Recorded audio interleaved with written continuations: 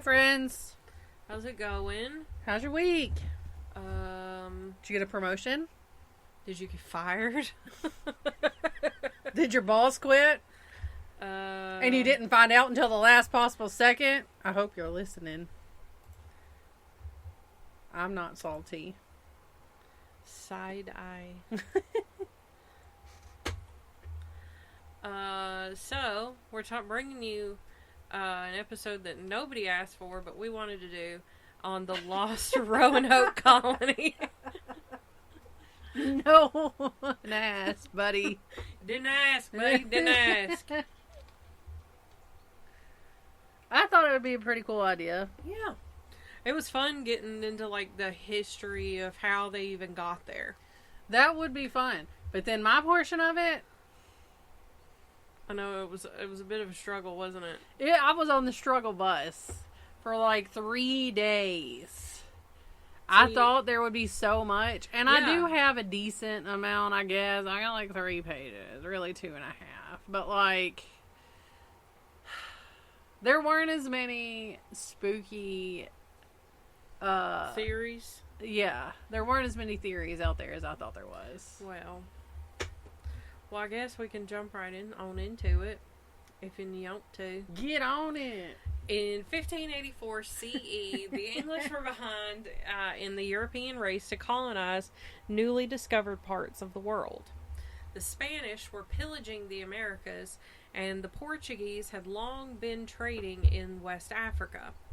Queen Elizabeth I of England, however, was content to fund privateers who robbed Spanish treasure ships, taking loot from the Americas.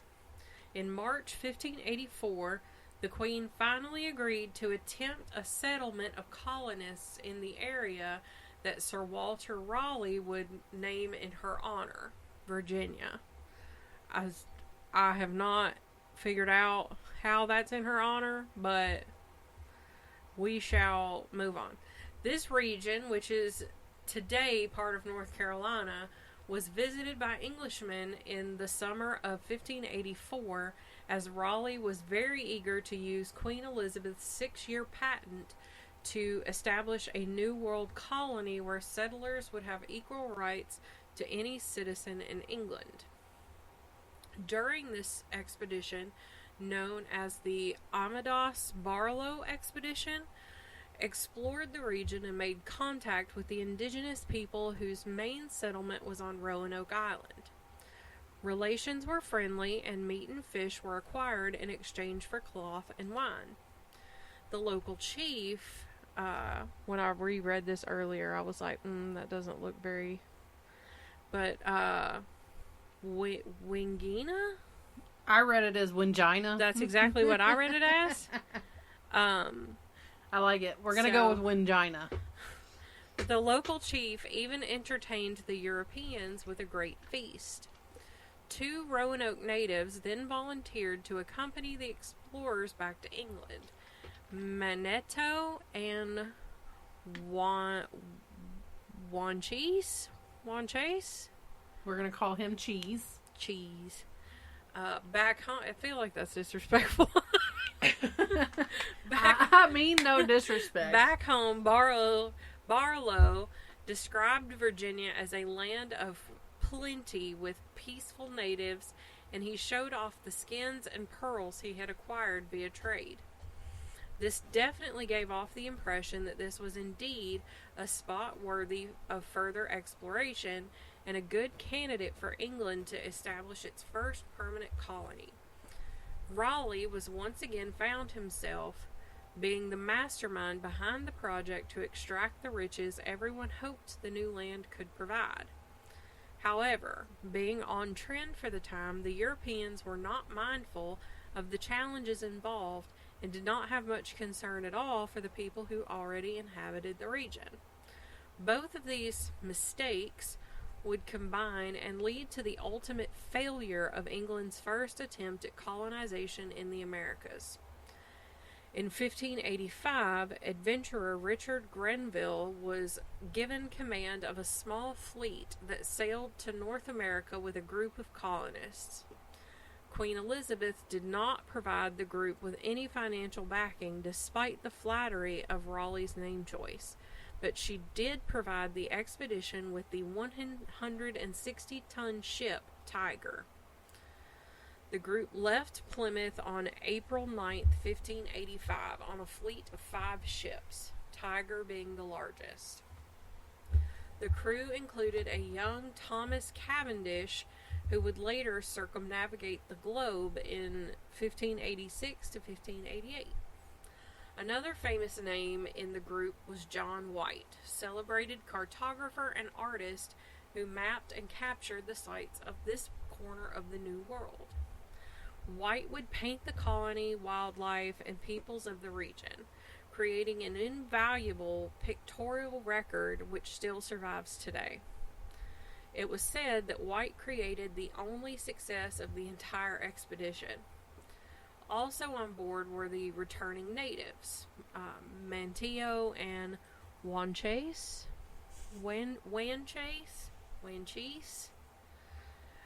By mid-May, things were not off to a good start, as a storm separated the fleet, and Grenville in the Tiger was blown off course and ended up in Puerto Rico.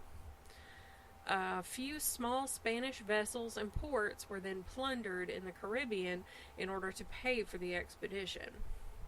Eventually, after regrouping and restocking in Hispaniola, 3 ships made their way tentatively through the difficult shallows of the Carolina Banks. In mid-July, the Tiger ran aground and seawater seeped into the ship's stores, ruining much of the food meant for the colonists. The trio of ships were later joined by the remaining 2 vessels that had also gotten lost in the storm. The all-male settlers were led by Ralph Lane and unable to reach the mainland proper, and they were deposited onto Wakakan Island. Lane and Grenville did not get on, and the colonists moved to the northern end of nearby Roanoke Island when the mariners sailed back to England for more supplies. Lane was left with the smallest vessel, which he wanted to explore the region.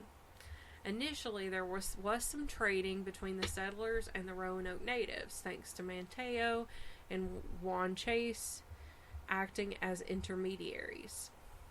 The natives also told them of what sounded like gold and copper deposits to the north. Using the smallest vessel, Lane led an exploration up to Chesapeake Bay.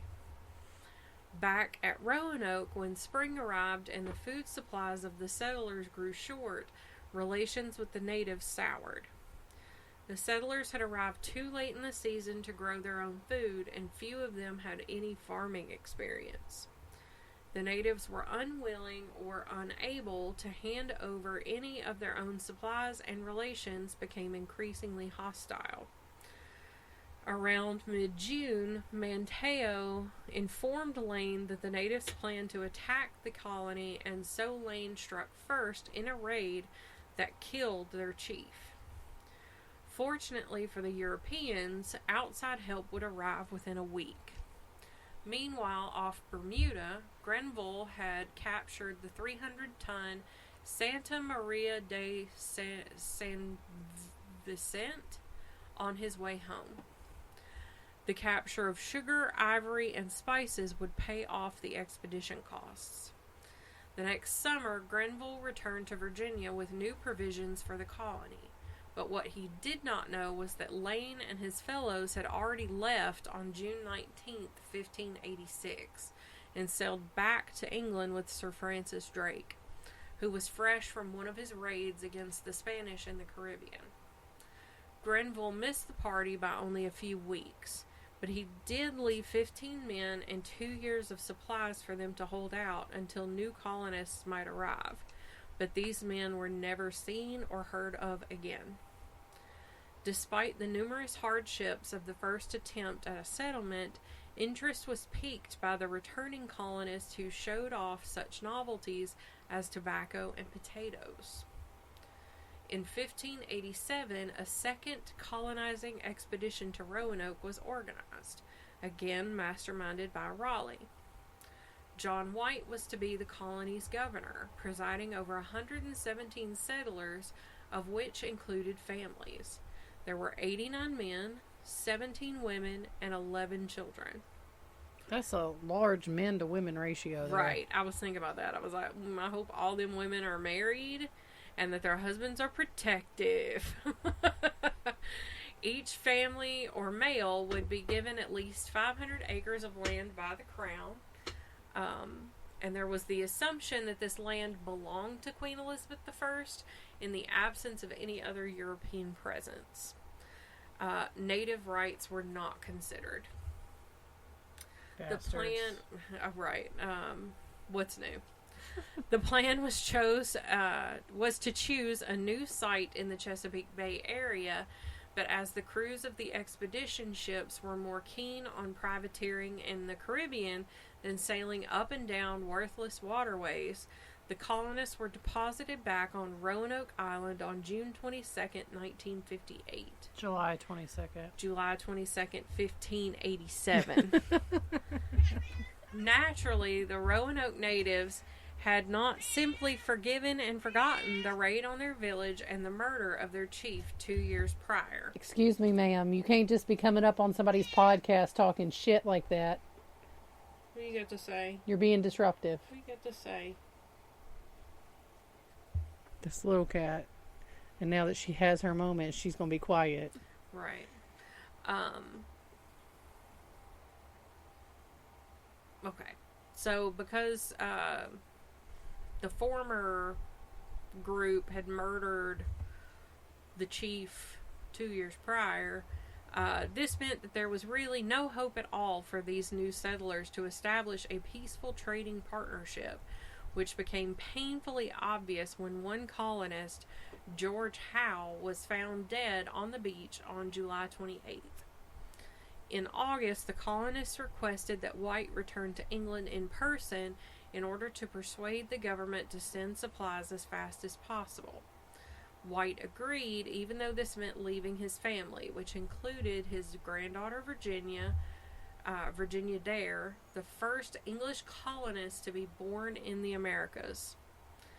White arrived back in England accompanied by an unnamed native in October of 1587, but he was not able to set back to Roanoke until April 1588, when he was able to leave with 2 supply ships. Unfortunately, the 2 ships became involved with a Spanish vessel and had to return to England. Then the Spanish Armada attacked England, and any thought of sending relief to Roanoke was postponed until 1590.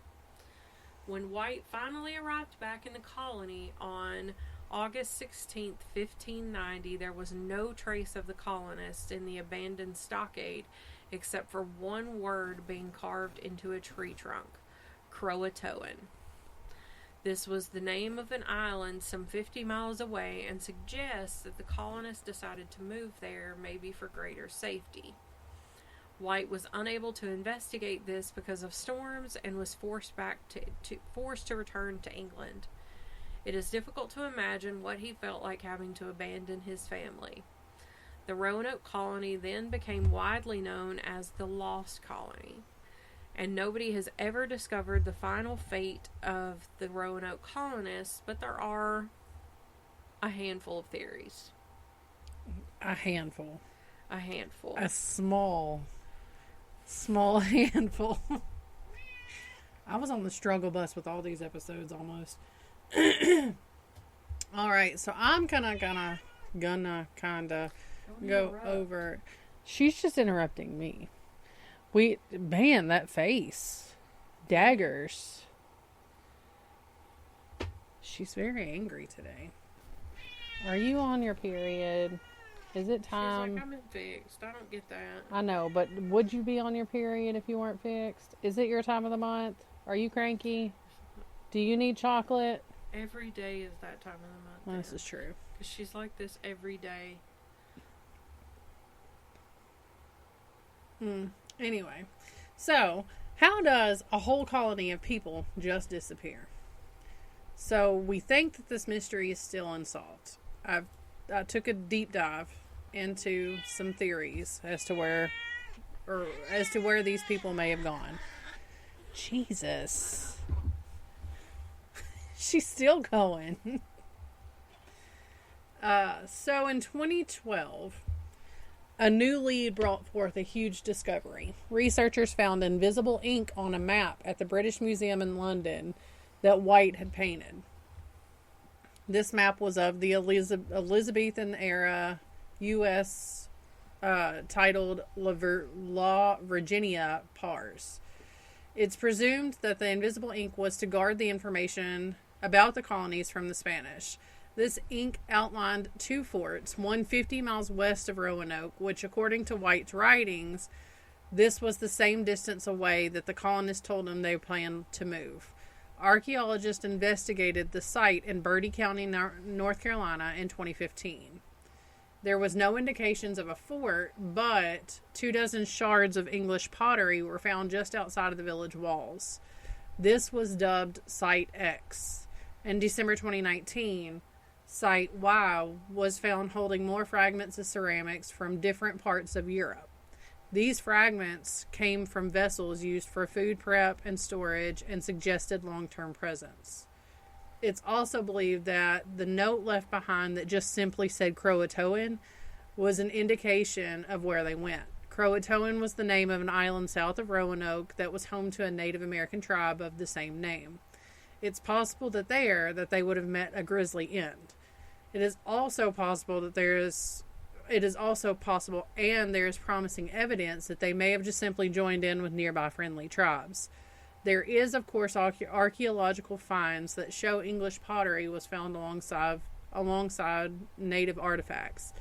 Later, documents form the English colony of Jamestown that show more than a century later, English explorer John Lawson found natives with blue eyes who recounted that they had ancestors who could speak out of a book.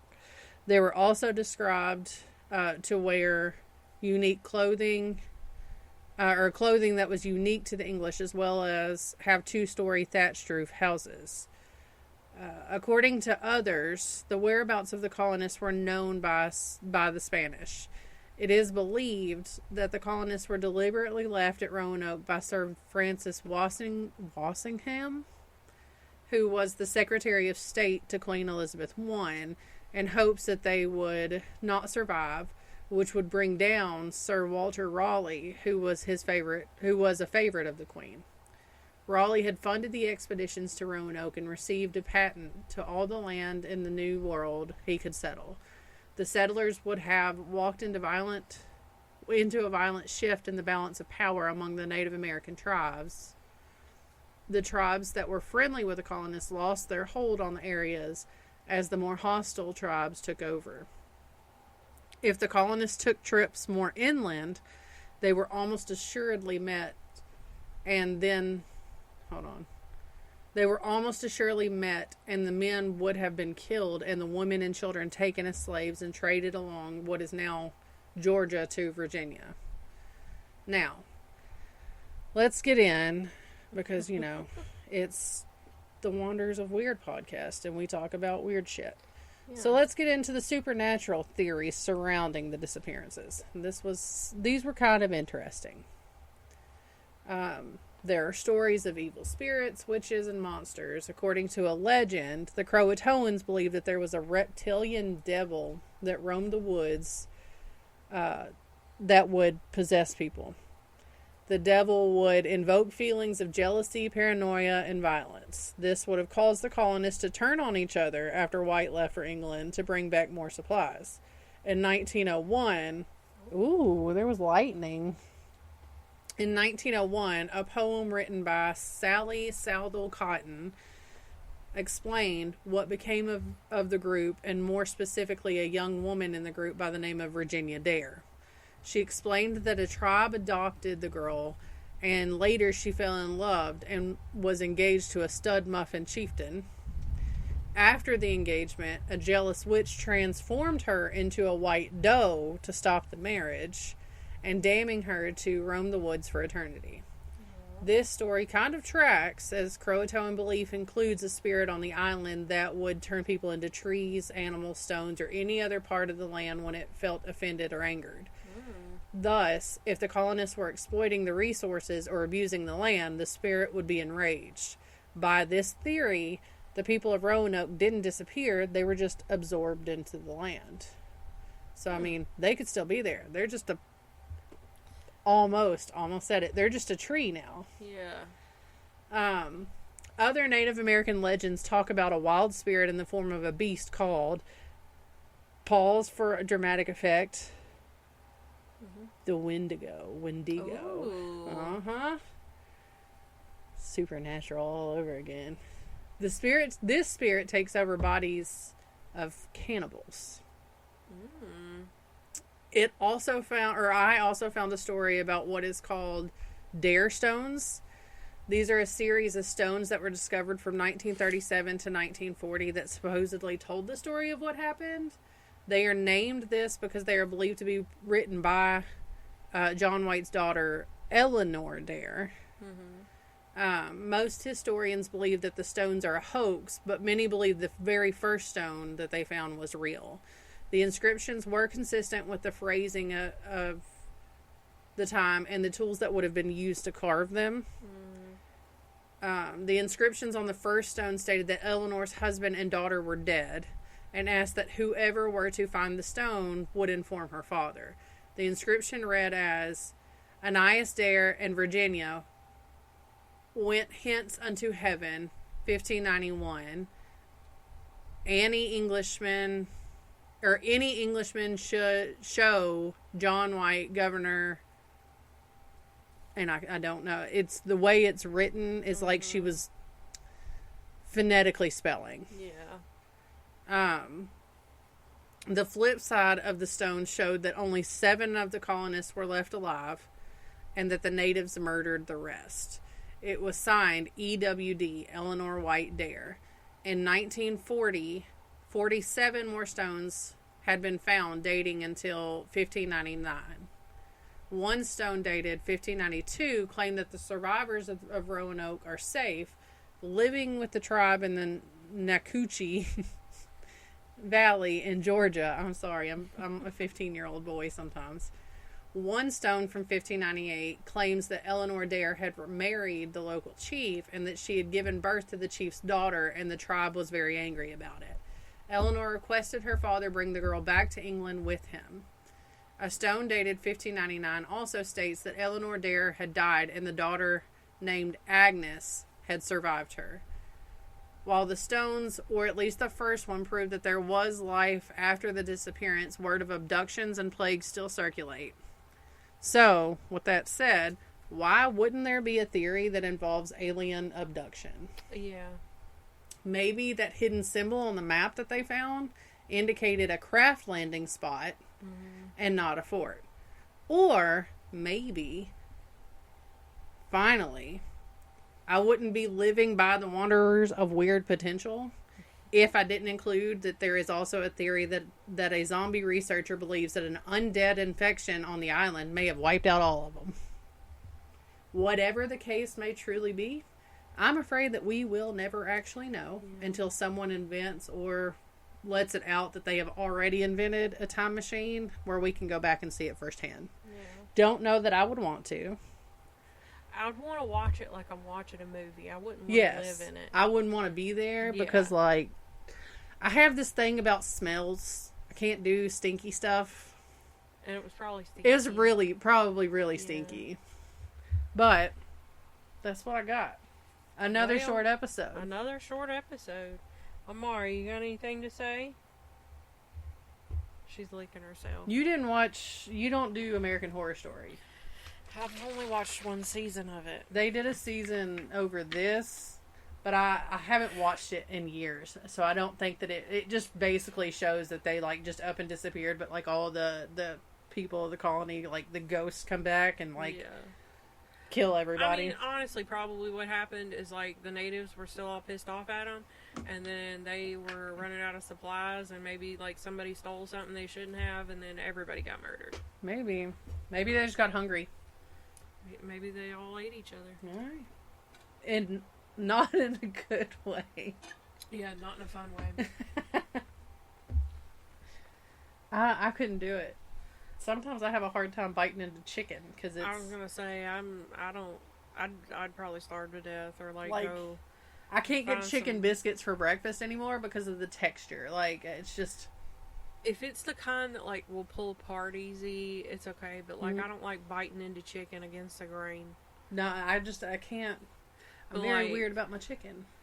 Oh yeah. There was one time my mom and I were eating. We had gotten like a rotisserie chicken, I think it was, and so we were sitting there eating dinner one night. It was just me, her, and Maddie might have been at home, but we were watching Vampire Diaries. I don't remember if this was pre-Maddie or post-Maddie. We were watching Vampire Diaries together. Mm. And so we're sitting there eating chicken, and like I couldn't eat it because all I could like see was like these vampires biting into people's like skin and hearing the noise, and then here I am biting into this chicken. I was like, no, I'm done. I can't eat anymore. No, I also have like an affinity for meat that's left on the bone. I can't do it. I can't do it. Because it makes it too real. It was an actual animal if it's got a bone in it. I had to... So I made buffalo chicken egg rolls last weekend. Mm-hmm. Chef's kiss, first of all. Fantastic. Yeah. But I got a rotisserie chicken and just like pulled all the meat off of it. Yeah. I was so disgusted by the whole thing. Yeah. I was I almost couldn't do it. You can buy it with it already taken off. I wished I had known. It's more expensive, but like Walmart carries it, Food Lion carries it. I bought the chicken from Food Lion. Yeah. Sometimes over in their little deli area, they'll have like all a little I saw container. was the rotisserie chicken on the bone. No, if it's up to me to clean the bones, I'm buying it already taken off the bones. Because I will waste half the chicken because I don't even like touching the bones. Mm. And then Danny's like, you left half the chicken on there. I'd be like, you get it off. Yeah, you deal with it. I'm not doing that. Did you see the most recent episode of the Shane Dawson? No, not yet. I'm behind. Here's the trigger warning. Is it the one where they were talking about... what's his bucket's wife? Not Chris's wife. Where she was doing something with chicken? Yes. Yes, I did see that. Yes. So maybe I have. I was like, what? Because, just for context, she had to cut the spine out of a chicken, like a whole chicken. And she did it. It's on her YouTube channel. And I was like... More power to you. Yeah. I couldn't do that. No, thank you. Whatever recipe calls for that, I don't need to be cooking. No. What is her name? Why is it not coming to me? Because she's my favorite. I can't remember either. I can't even remember his brother's name now. Why am I drawing a blank? I literally just watched part of an episode last night. What is his brother's name? Oh my gosh. I can see his face clear as day. I love him. Yeah. Jared. Cheap Tricks with Jared. And... What is her name? I keep wanting to say Amy, but I know that's not right. No. I keep wanting to say like something like Susan or something, and I know that's not right either. Susie.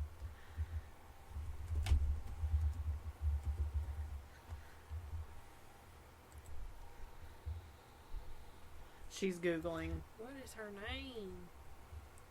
As soon as I see it, I'm going to be upset. Upsetty spaghetti.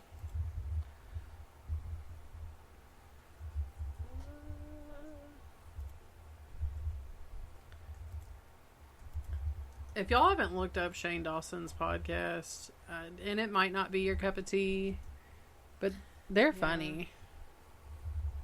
It is pretty funny.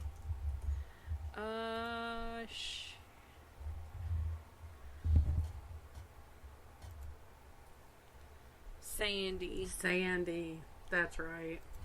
That is her name. That's right. I knew She's it was so like cute. I love her. It was some sort of yeah. But She's so cute. Anyways, this is our nonprofit. Did I have the nonprofit? Yeah, you did. It was at the end of your episode notes. Was it? Yes. Oh my gosh. Where was it? Because I didn't see. Oh, okay, there it is. Okay, so the nonprofit of the week this week is called TLC, which was founded as the Tammy Lynn Center. TLC was founded in 1969 by parents who wanted to improve the local options for children with intellectual and developmental disabilities. And today, TLC's work benefits children, adults, and families through a diverse range of on-site and community-based programs, including educational services, respite care, early childhood intervention, autism therapies, community living support, and residential living. And as usual, if this is something you're passionate about and you care to donate, there will be a link to donate directly to the organization, because we don't want to handle your money. So unless you're donating it to us, unless you're donating it to us, we got Venmo, we got Cash App, I got PayPal.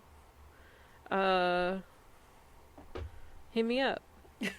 I'm gonna put my Venmo. You can slide in the DMs with that. I'm gonna put my Venmo in my TikTok bio. There you go. And just see if somebody will throw me a couple bucks. Hey, we have plans. I wonder how many people will request money from me. We have plans. That we could. I want to go to the Ryman. Well, yes. Yeah, I was thinking more like tangible items, but that too. We have plans. I'd like to, not that what we are using as a studio right now is not good, because it's working and it's homey and I like it, but it would be awesome if we had like a designated like space. Yeah. Because, I mean, it's fine in here. Yeah. But like, I mean, I'm finding myself needing to tinkle, and I have to like weasel my way out of this room. Right. So we'd like to have like a whole building. Yeah. Something we don't have to like tear down every time we record. Right. Too would be nice. I thought about was getting like one of those antique, like, what are they called? The big silver camper things. Oh, an Airstream? Yeah. Those are expensive. They are expensive, but how that would be awesome cool. would that be? I've always wanted an Airstream. Really and honestly, like any kind of little camper like that. Yeah. Just that we can gut and make it our own, decorate it however. I mean, that would be awesome. Yeah. Also, update. I haven't told you about my new car obsession, that I want one real bad. New car? A new car. Okay, I heard carb. And I know that you're eating healthy, so I was like, are we dreaming about carbs now? So car, C-A-R. Vehicle, that you'll never guess. Give me a second. Let me think about it. Car, SUV, or truck? Car. Small? Small. Bug. Yes! I could see it. I want one so bad. I said, I want to get me a little green one. Danny said, why? I said, so I can put flowers on it. He said, Like one of like the pea green ones? The pea green ones. Oh, I could it's see it. It's like reverse tone color. It's either that or I'm going to get a black one and then put matte black flowers on it. You could get like that window tint with the flowers in it. Yeah. Have you seen stuff like that? Oh, yeah. It's really cool. Love it. TJ has been going and looking at Harleys. That's been a big thing in our house the past month or so. He's like dead set that that's what he's going to do. And you know what? I'm here for it because midlife crisis. No, it's not a midlife crisis. He's not midlife yet, hopefully. He is almost 40. Like, I thought he was 40. No, he's only 4 years older than me. But he's still older than Daniel. True. Daniel's pretty old.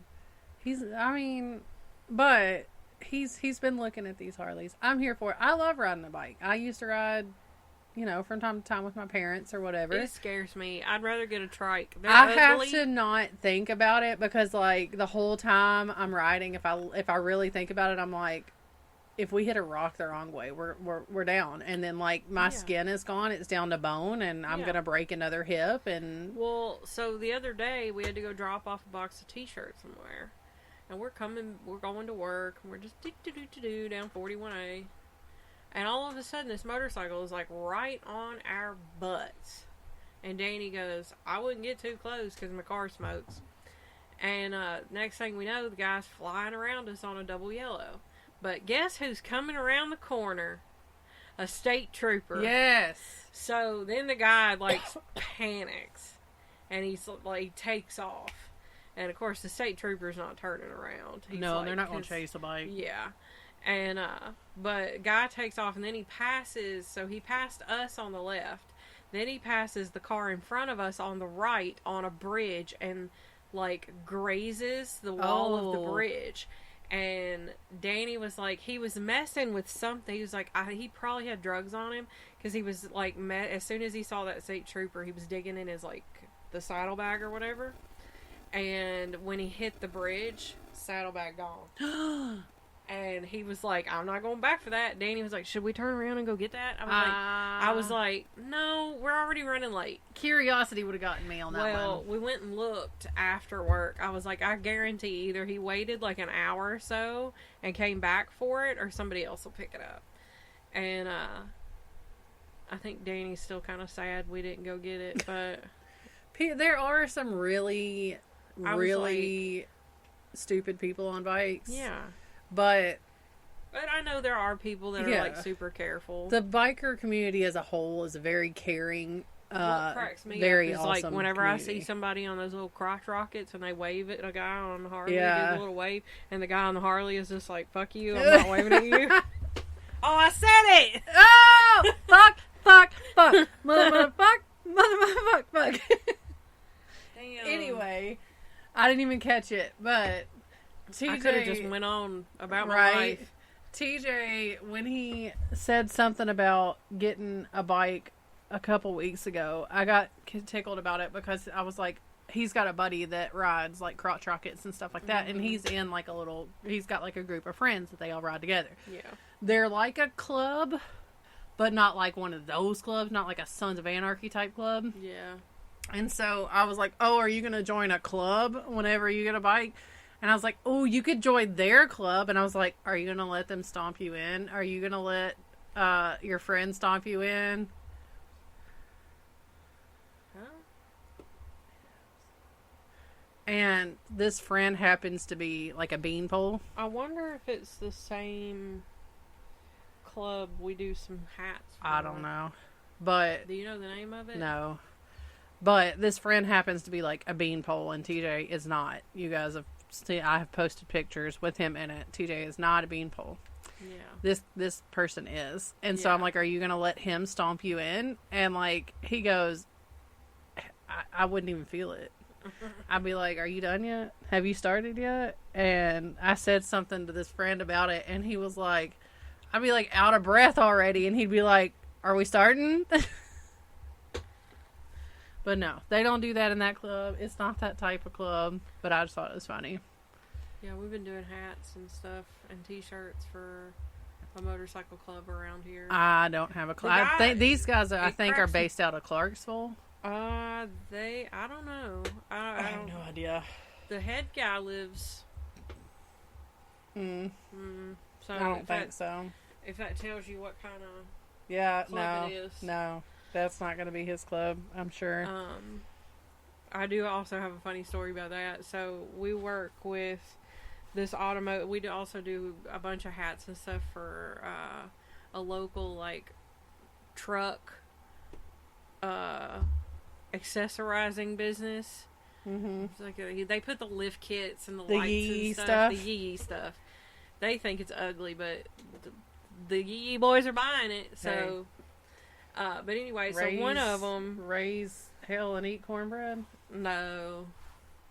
Well, that's what the yee. I started to say that's the motto for all of them. Yeah. So, one of the owners of that company he knows this motorcycle club or whatever, like a couple members.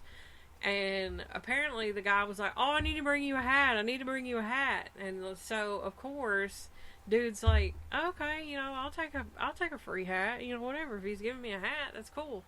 So while he's not at the shop, but his business partner is, the guy comes in and was like, "Oh, he owes me $30 for this hat."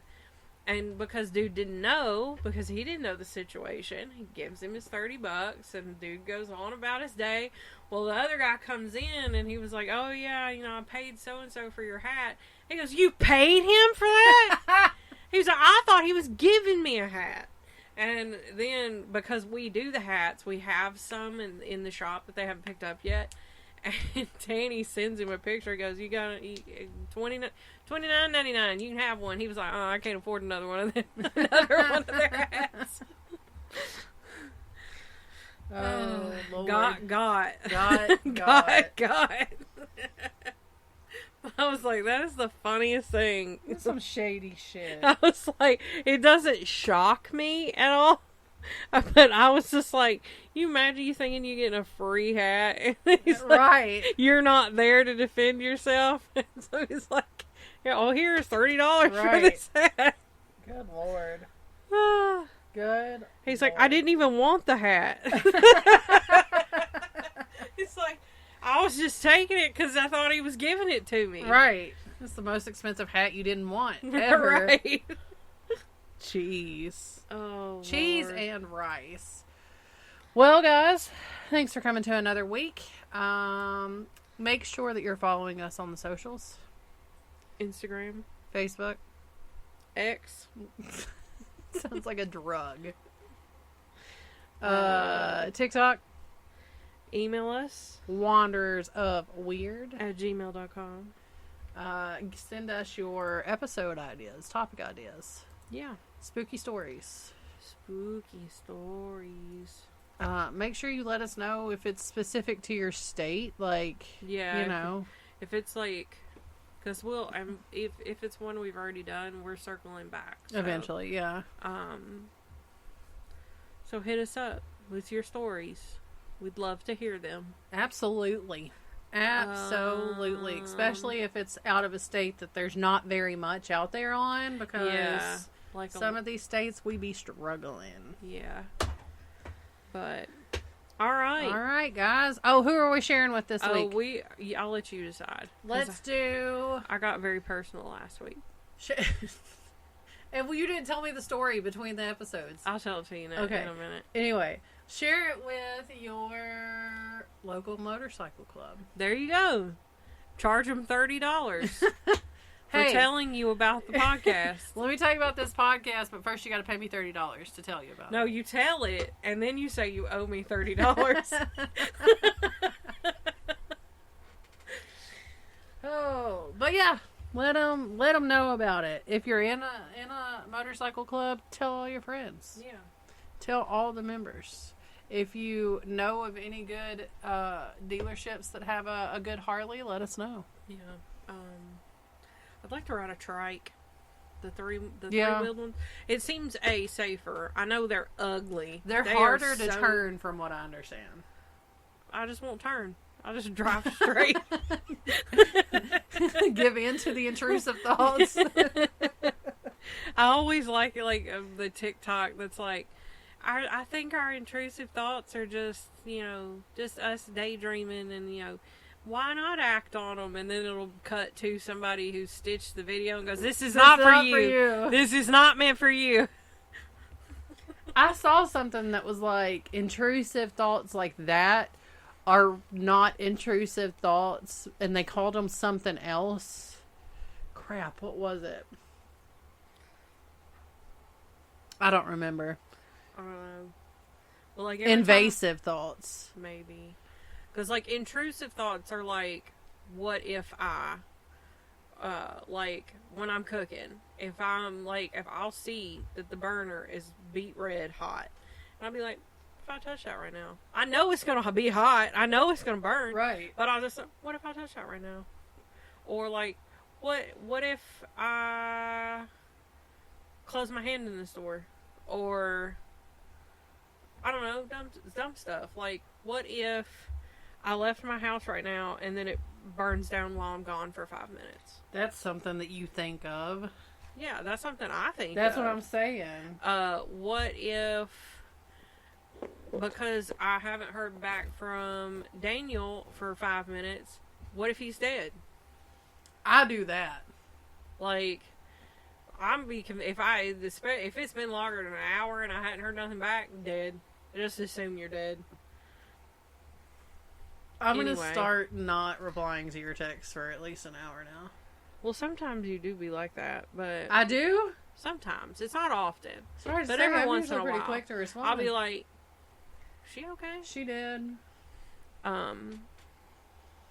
yeah, okay, bye. Okay, bye.